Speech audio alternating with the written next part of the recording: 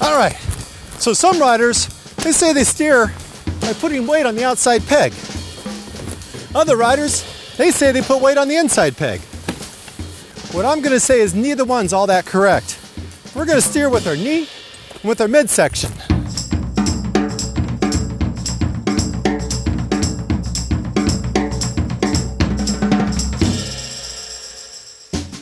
So why is it that some riders feel like they're weighting one peg and others feel like they're weighting another? The explanation is actually relatively easy to understand, and it's simple. When a rider feels like they're weighting the outside peg to make the bike steer one direction, it's because when they put the weight on, they're also shifting their body weight over the top. That shift in weight and center of gravity moves the bike one direction. Other riders, they push off to one side, and so they're feeling weight from the other peg. So actually, they're both correct in the fact that the riders are sensing pressure at the pegs.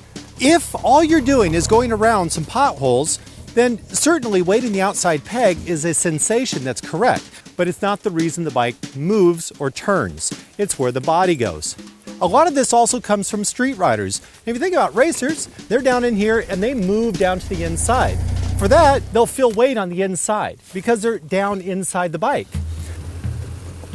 As adventure riders, we're focusing on turns and gravel and probably relatively low speed, meaning not 70 miles an hour. What we're really going to do is focus on our midsection and focus on our knees and how that works to steer the motorcycle. Now, first of all, you'll know some bikes, like mine, have this pad on the inside of the tank, and that's so that when I drive my knee into the tank, my knee doesn't slip. As I'm turning, I'm going to try to face and hug the corner I'm riding into. It's like, yay, I love cornering. I want to open up to that corner. I want to take my zipper line and point it that direction and open up.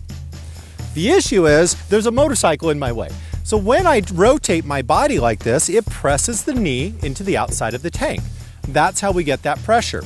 The second part of that is my arms, they have to be attached to the handlebars. And when I turn, I'll turn the handlebars and that'll open my body up.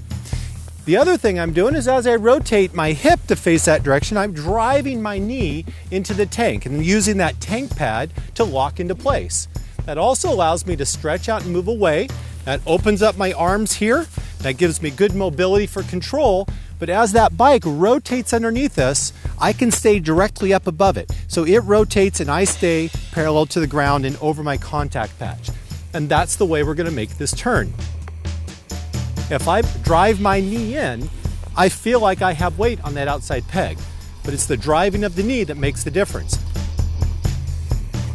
If you're a skier, you point your knees where you want to go. If you're in a kayak, you roll your hips. If you're on a horse, you nudge it with your knee.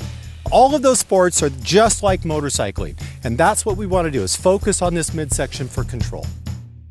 So this is another method we can use. So this allows me to get my weight forward over the tire so it has better traction, and then I can use my left foot to steer the handlebars, and that's how I make those turns. So now I can face that direction